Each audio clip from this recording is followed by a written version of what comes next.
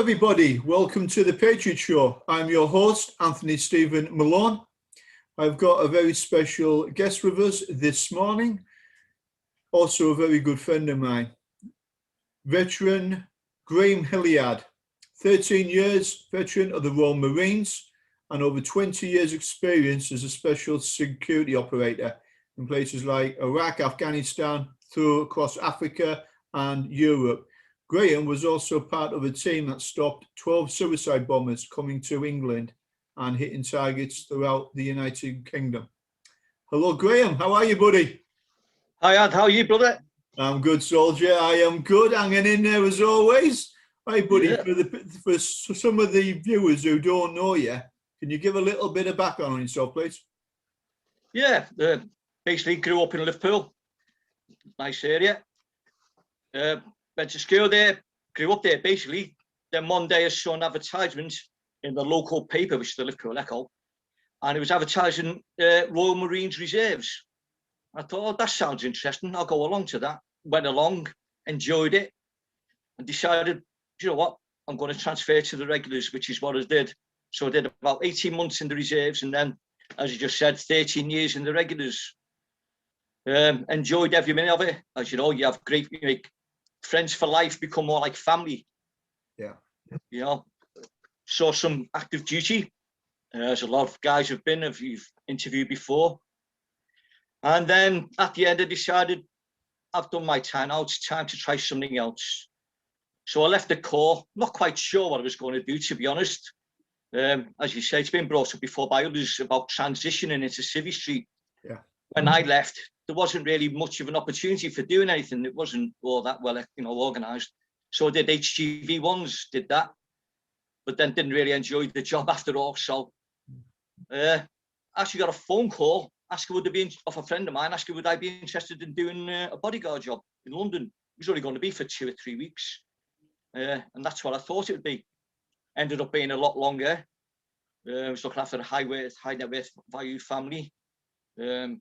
Royalty as it happens from a foreign country, and ended up still doing it many years later. Hi, buddy. You've actually had an incredible career both in the military and in civilian street in the private security sector as well. Can you tell us a little bit about that as well, please? Yeah, as I say, got involved in bodyguarding. Enjoyed it.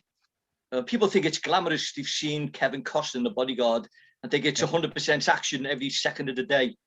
It's not. Believe me, people, if you haven't done it, it can be one of the most boring jobs in the world, especially for those of us who've had to do RST. But hey, the way I look at it in this job, if you get your principal from A to B throughout the day with no force, no action, you've done your job properly. So yeah, I really enjoyed it. Happy days, mate. Yeah, exactly. It's not a glamorous job. It's a thankless job upon occasion, but you keep people safe. That's what it's about. Can you tell us a little bit about your time when you were working in the Middle East, Iraq, Afghanistan? Yeah, well, full enough, that came through you. Well, a part of it there. The first time I was actually employed by a company called Armour Group. Went out to Iraq, worked in Baghdad at first, and then I got sent down to Basra. Interesting times, especially anyone listening who's been there and been on Route Irish a few times. Always interesting journey, that one. But yeah, did that, left, came back to the UK, spent a bit of time again doing CP in this country. Ended up meeting a guy called Trevor Cooper, who's again a friend, we ended up being on the same team in London, again looking after high weight individuals. At the end of it, we said our goodbyes. He went his way, I went mine. I never thought anything more about it. And then a couple of weeks later, he said, how do you fancy phoning your own company with me, a security company? I said, sure, why not? Let's give it a go, which is what we did. And we're still together. all these years, 20 odd years later. Yeah. He's a good lad, old Trevor Cooper. Very, very experienced gentleman as well. Very much so. Yeah, and he's also doing an interview, which will be very interesting. Oh yeah, can't wait for that one. Yeah. Hope he speaks nicely about me. as always, not. Yeah, No. you know what I mean? All of us have known each other for a long time, mate, and we've worked Absolutely. together all over the world. Can you tell us a little bit about your time in the Middle East and about the culture? What you thought of the culture out there? Culture is amazing. A lot of people go to the Middle East and they don't spend the time to get immerse themselves in the culture, and they're missing out on something special. They're amazing people. I'll give you an example, and you'll appreciate the time yourself, me and Trevor spent time in the Panjshir Valley. Yeah. And we were living with the locals. Yeah. I mean, and as guests of the Masood family. I mean, very, very influential people, very well known. And anyone who's been to Afghanistan will know that name. Yeah. But what was amazing? Interesting times that was. Very absolutely beautiful place, Panjshir Valley. Even if there are still relics from the past here and there as you drive along the roads, tanks, jeeps from the Russian war and that, you know. But what amazing people. They took us in and we were treated like family. Not like, it wasn't just like they would treat us if we were just visiting guests, like in a B&B. They actually took us in and treated us as they would anyone else who was a member of the family. Yeah, absolutely amazing. I think the time at the Panjshir was definitely an experience, because we were dressed as the locals, working with as one of them. We went native basically. Yeah. I was ask you about that, because what a lot of people don't know is when you were working in the Middle East, you weren't just in a uniform. A lot of the time you were dressed as one of the locals, going out with the locals around the bazaars, the markets, the tea shops, spending afternoons drinking tea, chai with the local leaders, the sheikhs and that. Can you tell us a little bit about that? Yeah, absolutely. It's as you say, we did go native. We wanted to learn about the culture. Myself, you and Trev, all interested in the culture, the way these people live, their amazing history. Afghanistan's got such an amazing history. It's well worth reading up on for those who haven't. You'll be amazed at what you learn, how these people are such an indomitable spirit. You know, they refuse to be conquered by anyone and haven't been to this day. Yeah. Well, and it was brilliant. Just got, as you say, dressing as locals do. We got accepted as locals in the end. Yeah. You know, people started to recognise us. We greeted them. We treated them as equals. You know, some people go to these countries from what they call modern countries and treat them as if they're living in the past. But these people have got a lot to teach us with regard to respect and honour, where a man's word is worth something. Yeah. You know, word of mouth and honour is such an important part, and you have to respect that. Yeah, absolutely. It isn't just in Afghanistan. I know you've spent a lot of time submersing yourself in the culture of, obviously, Afghan going through to Iran, Iraq, Syria, and across Africa, Northern Africa, East West Africa as well. So you've got a lot of experience there, Graham, it's been an absolute honour to have you as part of the team that we had over there. I mean, a great thing to be achieved. I mean, can you tell us a little bit of a funny story, because I know you're going to remember this one, about the Mexican standoff with General Dostrum in Afghanistan? Oh, I never forget that. That was a very interesting morning, that. I remember we got up that morning, normal days always, had breakfast, thought we heard a bit of a knock at the door, went to the main gate, and there's our local friendly NDS. Wanting to chat, although chatting at the end of a rifle wasn't my idea of start of a good day. Yeah, so there we are, me, you and Trevor, in the yard, all these NDS putting machine guns and assault rifles at us. And I'm thinking, so this is how it ends. And then next thing, our neighbour, who's a certain General Dostum, appears on the wall with his small army, and there we are in a Mexican standoff. And I honestly, to this day, I never even told the wife about this. I honestly thought that was our last days on Earth. Yeah. Yeah, if someone had pulled one trigger on that, mate, it would have That's all been I was worried about. Yeah, as you say, I was worried about them getting trigger happy, someone pulling the trigger even by accident. Yeah. And that'd have been it. You'd have all been leaving this world. Yeah, well, the NDS is for people who don't realise, is the Afghan intelligence services. Not always straight. I like to point that little point out. Yeah. That's putting it politely. Yeah, but they do a job. So respect to the guys who are out there on the ground as well. General Dostrum is one of the old school warlords. And being such a notorious warlord in Afghanistan sometimes isn't a good thing. But after all of that absolute carnage, we went round his house, didn't we? And we had afternoon tea, chai. Yeah, and whose idea was that? What's to be done though? I mean, if you're gonna go to war with a general and a warlord, you got to pop round and have tea as well, haven't you? So well, you know what I thought the look it gave you? I thought you'd lost the plot. Yeah, but it defused it. It was a brilliant idea. And it was a nice cup of tea, nice cup of chai we had around there with him. Who'd have thought it, having chai with the General Dostum? Yeah, definitely a bit of an eye-opener, wasn't it? Yeah, absolutely. Can you tell us a little bit about one of our other friends as well, Peter Juvenile? Peter Juvenile around the Gandamak. The Gandamak. I'm sure anyone who's been to Kabul knows the Gandamak.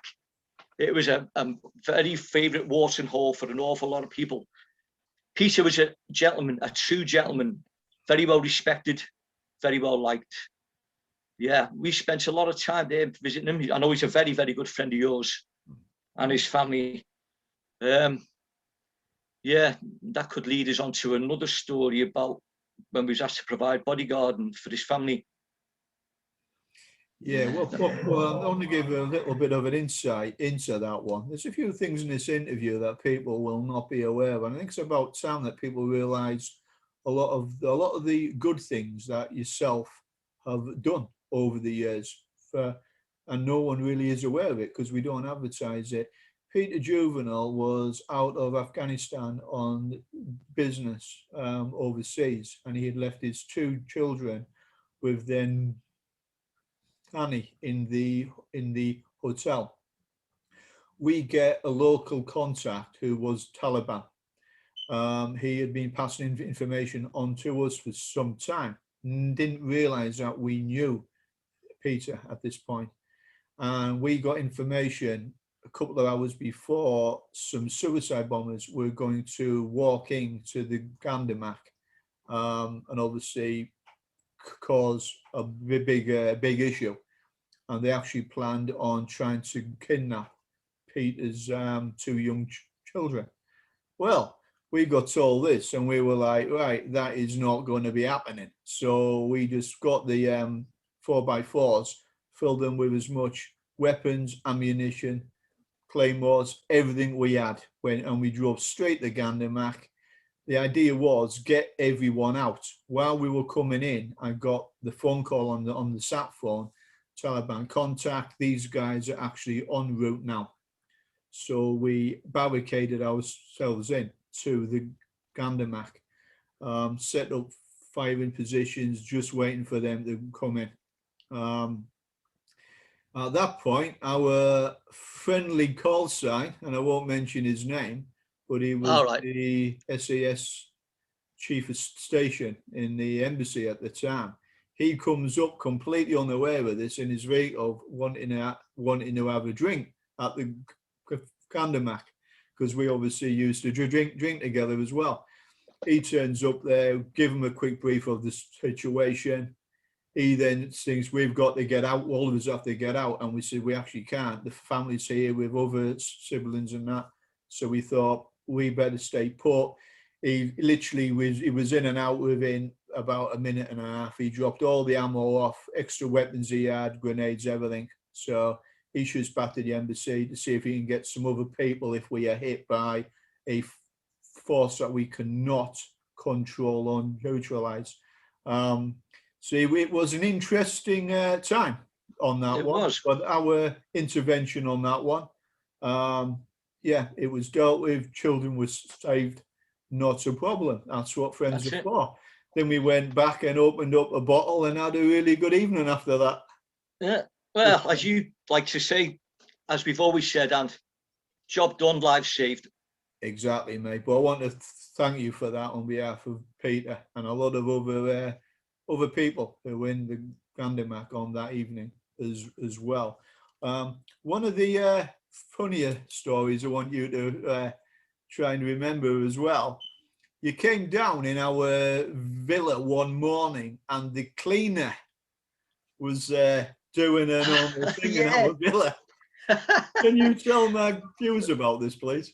Yeah, so got up, did some exercising, had a shower, we're coming downstairs, and what's the cleaner doing? Dusting a load of RPGs that we had under the stairs, dusting the rockets, dusting other weaponry we had there, as if it was nothing different as you'd do any other day. And then just carried on doing the rest of the house and then said, breakfast will be ready soon.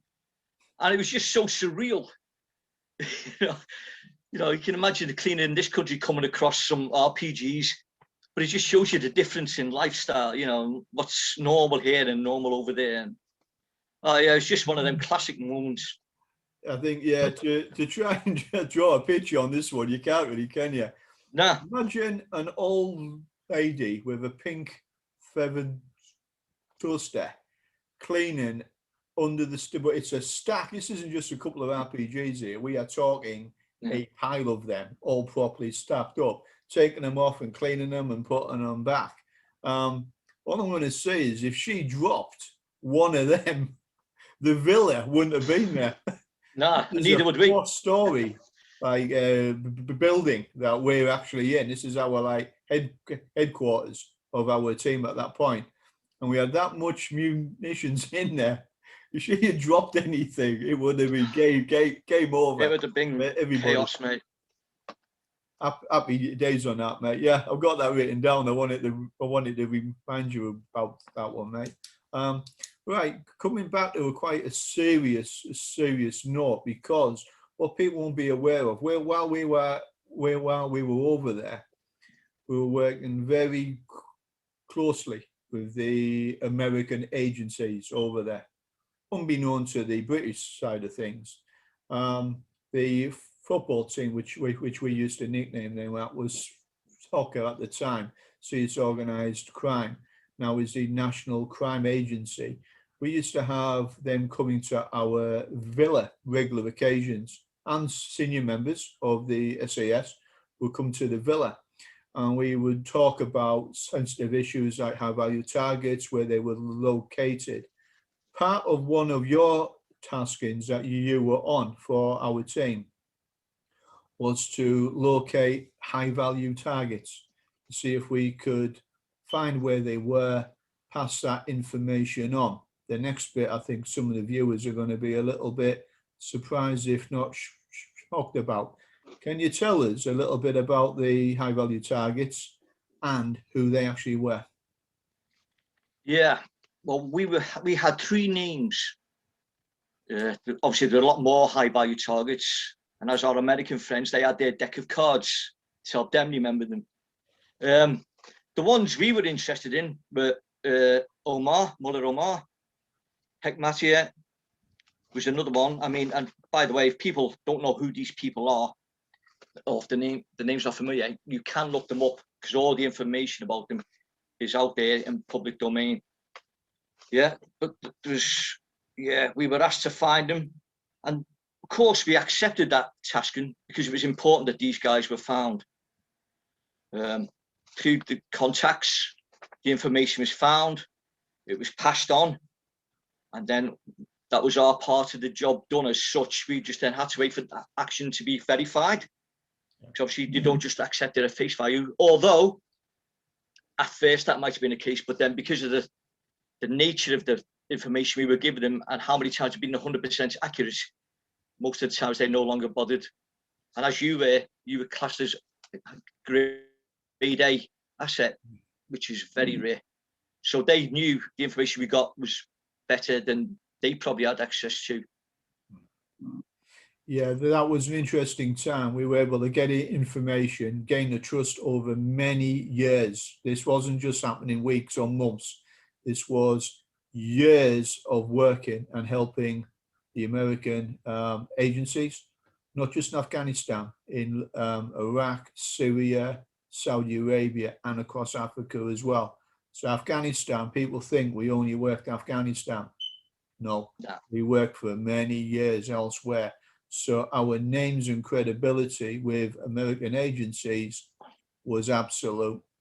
I was classed personally as a grade A intelligence source for multiple American agencies and the British Special Forces, which meant I could pass on information that was time sensitive and it was acted upon.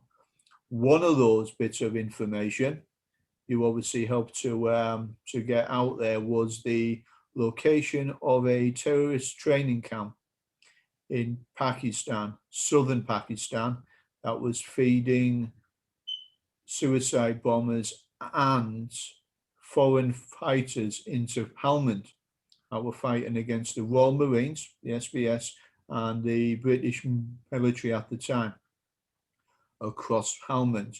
We had it confirmed at a later date that the information we had passed on happened to be the GPS location of the camp and the full breakdown of everyone that was actually in it. Graham was actually part of the team who helped to get that information. We can confirm right now on this interview that the American Air Force airstriked the camp, took a lot of the bad guys out as well. Trevor Cooper was in the meeting with a senior officer of Special Forces who confirmed that as well. Job done, lives saved. Just want to make a point to people out there that you were heavily involved with that one task as well. So I think a big thank you for that one from a lot of our boys who were serving in Helmand in the British and the American military at the time, because that camp was key. That taking out that camp saved a lot of people's lives. Absolutely. In Helmand. I would like also for you to tell us in your own words as well. You were involved in putting together a report that got brought back to England because it was so sensitive and time sensitive. Can you tell us a little bit about that, please? Right. So from our sources, we got information about suicide bombers coming to the UK. They had particular targets to hit. We had a list of those targets. We knew everything. We had phone numbers. We had addresses. We had names. We had photographs. Everything that was needed to hand over to the relevant people to deal with and action it. We did not expect to come across any obstructions because of the nature of this information and what it was going to do. It was going to save lives. Well, that didn't quite happen. Trevor Cooper and myself, we were trying to get this information handed into the police. Trev actually got turned away from one police station when he tried to hand it in. And we were just hitting brick walls and we couldn't understand why no one would take this information and act on it. At the end of the day, the person who came in and stepped up to the mark was a Colonel Bob Stewart. Yeah. I'm sure people know who he is. He's an MP now. He was a very, very interesting character. He achieved a lot in the military. He had a nickname of Bosnia Bob. I'm sure everyone knows all about that. If not, you could soon find out if you're interested. But yeah, we met him in London. We had a coffee with him, explained what we had and why we'd been put in touch with him, because we couldn't get access to pass this vital information over, which was, as you say, time sensitive. I'm just going to jump in there on this, just mention one little important point here. This has now been rectified and it will not happen again. Well, this is what actually happened. Trevor Cooper, Sergeant retired Trevor Cooper, was turned away from MI6 headquarters in London when he flew back from Afghanistan to hand a reporting of 12 suicide bombers, a full target package. Yeah. Get your head around that one. All right. People were using politics or intelligence for politics. We don't do that. We don't agree with that. Absolute. Yeah, I'm not going to say what I think on camera. Nobody now will ever be turned away from the intelligence services. Every bit of information will now be accepted because of what they did that day. It nearly cost a lot of lives in the United Kingdom. We rectified it. I took the brunt of it because obviously I become very popular in certain circles at that time. Frankly, I don't care. I'm not politically correct. Life saved, job done, end of. But can you now speak about Colonel Bob and the report and what happened next? Yeah, so Colonel Bob looked at us. He was in disbelief. He said, right, you two come with me. He actually marches round, banged on the door. The security guard come and said, can I help you, sir? He recognised Colonel Bob. He said, I'm coming in and these two are coming with me. He said, no, sir. He said, yes. Colonel Bob said, oh, yes, sir. And he just marched us straight through. He made a phone call on his mobile. I'm sure within 3 minutes, if that, a lot of people suddenly wanted to know who we were and what we had. He opened an awful lot of doors for us that day. And he, again, through that, was part of saving an awful lot of lives, which people probably don't know about. We went up to the room, myself, Trevor, Colonel Bob. He introduced us to a lot of very high-ranking people. We gave them the information. They looked at it, left us in the office, came back and said, thank you very much. They went away. Obviously, they'd checked it out. And we were debriefed for quite a long time. And then me and Trev took our leave and we left with Colonel Bob. Yeah, the information was acted upon, and I've already spoken to and I've interviewed one of the police officers, senior counter-terrorism officers at that time, and he's confirmed the information was acted upon and arrests were made at multiple locations across the United Kingdom. So again, job done, lives saved. Intelligence should never be used as a political tool, ever. Right? It's information that is gained from people risking their lives, should be acted upon. End of. That's me saying that. That's my personal opinion. Thank you as well, Graham, because at the time I was tied up in Afghanistan. I couldn't obviously, I was on task. So you, Graham, and other team members flew back to England to make sure that information was acted upon. Just so my viewers know, would you like to name a couple of those targets that we're going to get hit? Yeah, Houses of Parliament, Big Ben, Buckingham Palace, and one that you let loose, you told the people about it while we were all in there, Anfield, Liverpool Football Club. Yeah. When we were doing that, you were doing the talk with Rusty and that, and Max, unfortunately, is no longer with us, God rest his soul. Yeah, and you told them, we're all in this room at the moment because we stopped the bombing. You could have heard a pin drop when you told them that. Yeah, that was just before I then clicked the projector, and the next picture that came up was a team member sat next to Osama bin Laden. Yeah, worked that one out. Yeah. So end of the day, job done, lives saved. Very important, that I think.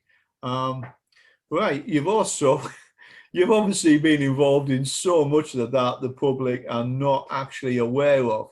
Now, that was obviously quite a serious part of the interview. Can you tell us one of the funny stories and keep it clean that actually happened in the Middle East? Oh, I'll tell you what, it's not so much of, well, yeah, I suppose it's a bit of a funny story. I'm going to take you back to the Panjshir Valley. And we were all, I'd say we'd gone native, basically. We dressed like them, we ate their food, we drank their water, we acted like them, did everything with them. They took us in as family. And one of the daily routines, remember that river just outside the house, which was nice and cold? And we used to go for a swim there every day. And then a certain member was in the river and started screaming because they said a snake had attacked them. He had as well. He'd been attacked by a big snake, hadn't he? Yeah. I'd never heard someone scream so much in all my life. Got out the river quickly, though. Oh, yeah. Yeah, but it's just so surreal when, think back to what the situations we found ourselves in and the things we've done. And there's always the downside as well. We did have some downtime, in case people weren't aware. And a lovely little place we used to frequent called the Crazy 8 Club. Yeah, that was a nice place. Yeah, that was one of these places where you walk in wearing a load of weapons. We had our MP5s and our Glocks, and you get a ticket, and you've got to put all your weapons into a little cubbyhole. Then when you come out, you hand in your ticket as if you're getting your jacket back, but you're not. You're actually getting all your weapons back. I remember Trevor having to take all his weapons up. He was carrying that much. The woman just looked. He was a walking armory, wasn't he? The woman was looking at us, giving it. What are you doing? And he was like, grenades, AK. Oh, it was just hilarious. We looked at him like that. Does he know something that we don't know? Oh, yeah. I thought that was quite funny. We used to spend a lot of time down Camp Moorhead, which was the American Special Operations base as well. We used to do a lot of live firing there. Can you tell us a little bit about the incident with a good friend of mine, Colonel Muslim Hyatt, who was the defense attaché Afghan at the embassy in the United Kingdom? Can you tell us a little bit about his demonstration, please? Yeah, one incident I do remember, and it's the one that always comes straight to mind when I hear his name mentioned. A little incident with an RPG rocket. We were on the range. He wanted to fire the RPGs. They had actual tanks, old tanks there that we used for target. He took aim, fired, and missed. He missed the one he aimed at, but he hit another one that was behind it. And we didn't have the heart to tell him he hadn't hit the one he was actually aiming for. Yeah, but people were laughing. He didn't understand why they were laughing. We said, "Oh no, sir, they're not laughing. They're just happy that you hit it." A tank with an RPG. Yeah. Those were the good old days on that one. I would like to jump back very, very quickly here, just to make a little point. Sky News, Lisa Holland went to speak to Colonel Bob Stewart and interviewed him in the Houses of Parliament. Yep. And Sky still have that little interview. And Bob confirmed what we've just said about the report, suicide bombers coming into the UK, and that with Colonel Bob's help, that report was actioned. Just want to make our viewers well aware of that. But for obviously political reasons at the time, and I want to leave it at that, Sky were not able to air that interview. But Lisa Holland is a very influential individual. So you never know. Maybe that whole story and saga might come out with the original report that we still have as well. The full. Yeah. We have all the written reports that we've been putting in for a long time. In 2002, I think.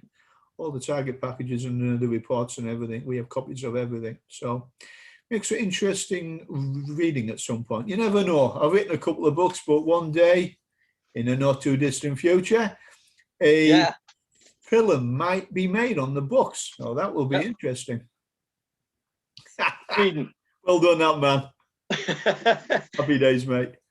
All right, Graham, I would like to say, and I don't get to say it to many of the guys, but thank you for your service, mate. Incredible individual. You've saved a lot of lives. You've helped save a lot of lives, both in the United Kingdom and the United States and Canada.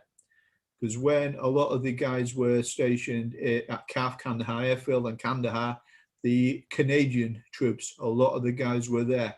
So a lot of the information you were able to get, feedback, pass back, actually stopped a lot of IED attacks as well in Kandahar province. So I actually got a message from the commander of the military force for the Canadians, who was there personally, the commander of the military, and he just wanted me to say thank you to the team. Okay, buddy? So Yeah, I've passed on. but that's what it was all about. That's what it's about. Job done, saving lives. Okay, Soldier, well, I'll thank you very much for being on the Patriot Show, mate. It's been Thanks an for having me interesting interview, but I thank you so much for agreeing to come on and speaking about things that we've been asked to keep quiet for a period of time. That period of time is now over. So I think the public should get to know what a lot of people like yourself, the quiet ones, the grey man in the background. It's quite happy being that, mate. Quite happy. Right, so looking forward to Trevor's interview. That's going to be another cracker. If you can stay on the line as well. Right, everyone who's been watching the Patriot Show, thank you very much. Hope it's been informative and hope you've learned something from this show as well. Wherever you are, stay safe. Have a great week. Please keep watching for a couple of minutes and you'll see a couple of the trailers for veteran-owned companies in the United States, Canada, and across the United Kingdom. Thank you for watching the Patriot Show, everybody. Stay safe.